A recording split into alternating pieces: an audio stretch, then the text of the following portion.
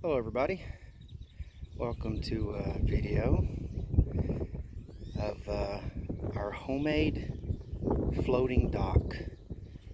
I'm here today, Sidell Ranch, beautiful Central Texas. A little hot today, but breeze feels great. Anyways, I just want to do a quick video of the floating dock that we made. It's homemade. I didn't make the wood or anything, but the dock is made by made of treated 2x6s, and essentially we used those 2x6s and some floating, man, I'm messing that up, ain't I? It's not, I mean, they float, but they're not floating plastic barrels, they're just plastic barrels. These are 55-gallon plastic barrels that I actually got free. They're all over the place, but I got these free from a car wash that's close to our main home, and they used to just throw these away, and I saw them throwing them away. Asked him if it was okay to have them. He said sure. He even started sticking them outside the side of the car wash for me and said that it saves him space in his dumpster, so he was happy that I took them. And I think before that car wash changed hands to another company, I think I got like 40 of these plastic barrels for free. They had soap in them. So anyways, you can buy these off things like Craigslist, and people have them usually for sale and whatever you use, offer up, whatever. So you'll find people selling these things for like 10 bucks a piece. They're 55 gallons of air when they're empty, so they're pretty buoyant. I was told in the beginning that they would eventually get brittle and crack, and people said don't use them, and that very well may be. They're not that black, highly UV resistant material, but I mean, these barrels have been in the water for probably 10 years. I'm not saying that's how long this dock has been like this, because we've changed the dock up and so forth, but the first part of the dock was probably 10 years ago, and the original barrels, I've never had to throw one of them away for cracking. So take that as you may. But anyways, this is 2x6s, treated 2x6s. I think I bought a bunch of 2x6x8s, and then I bought a few 2x6x12s, because that's what was the length of the actual section. So that's a 12x8, and these are 4x8 walkway sections. And again, I just put some barrels. I think if I was going to redo these walking sections, I probably would put either the barrels on the outside or maybe add some more barrels, because it's not flimsy, but it is a little bit wobbly. The 4-foot width, when you get toward the middle here, can get a little shaky. I wouldn't let a bunch of 2-year-olds that don't know how to swim run back and forth on the dock, but honestly, I haven't run into any problems with this being like someone falling off or anything like that. Now, a couple pieces. Sorry, I'm on my cell phone video. Let me see if I can get out of the sun. So, I bought these dock hinges. I think they were on Amazon, where I found them for like, I don't know, 20 bucks for 2 of them, something like that. Or I don't know, I could be wrong. Maybe they're 20 bucks for 1. But anyways, shop around, because they're all over the place. I'm sure they're just imported from China somewhere. But they're pretty good hinges. I like them. You can pull the pin and pull these sections apart. And then, of course, you can keep adding sections if you need to. I just tossed a couple T-posts in the ground because we get a wind and we get some rain, sometimes some flooding out here. And I don't like my dock to float away. So not only did I put a couple of T-posts and some anchors here on the first part, as you can see, to hold this thing in place. I just used one rope. I haven't cut it or anything, so no one, I don't think, has actually tripped over that so far for however long. That's a pretty old rope too. But anyways, one day I'm gonna cut it and make it. I was even thinking on putting some posts in the ground and maybe using some cable or something. But anyways, this has worked. So, and we get some erosion here, so it helps you. If you get more erosion, you can move the dock. And one of these days, I'm gonna put some kind of erosion control on this, because we probably lose a couple inches a year. Those trees, if you can see them back there, used to be in the dirt. Now they're in the water, and the dirt is what, 2 feet up. So, you know, significant dirt loss. So I'm gonna eventually put something out here, fill it in with some dirt, get some of the shoreline back. But anyways, that's not what this video is about. So this is the walkway. This is the one section we have that is 8 by 12, right? 8 by 12.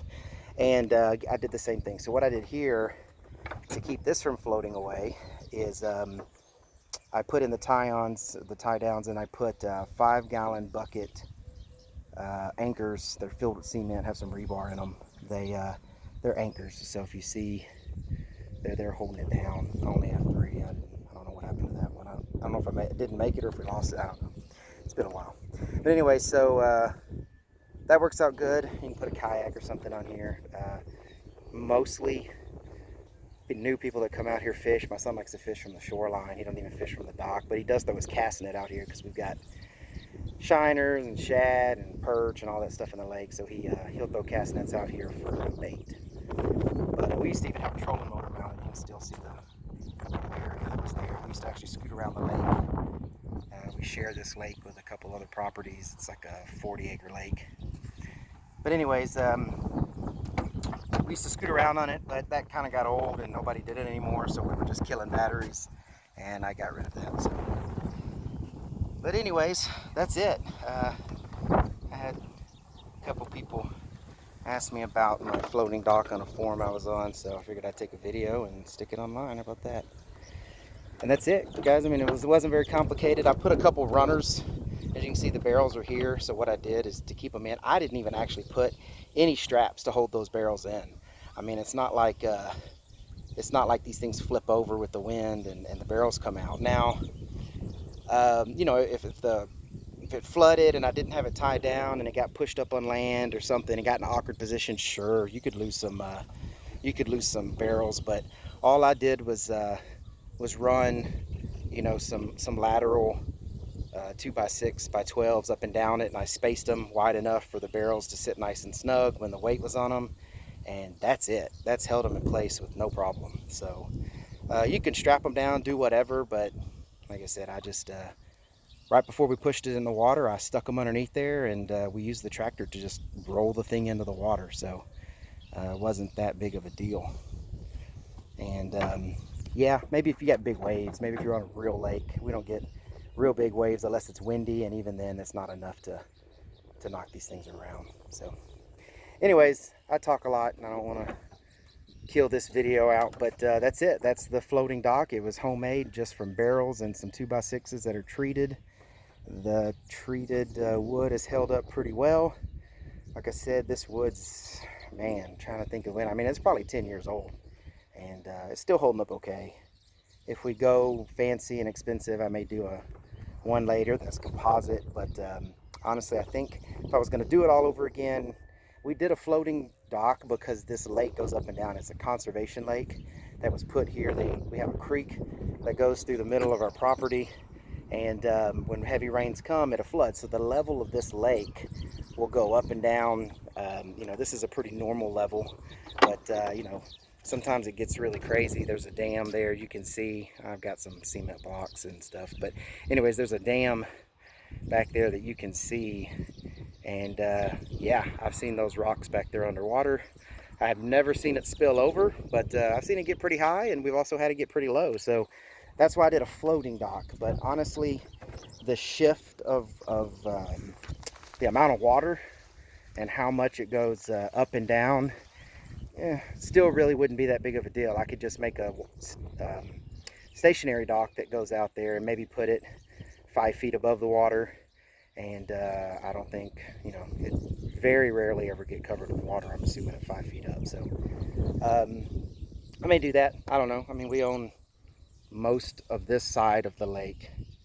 Our side goes almost down there to where the rocks are. So so we own a significant portion of this lake, and it's worth it to put a decent pier on it.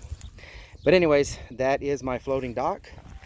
And again, just 2x6s. I'd go treated. I don't know if if it was untreated, if it would rot any faster or not, but I went treated, and those are just standard plastic, probably not even UV resistant, or I don't know. They're just HDPE, I think, plastic 55-gallon drums.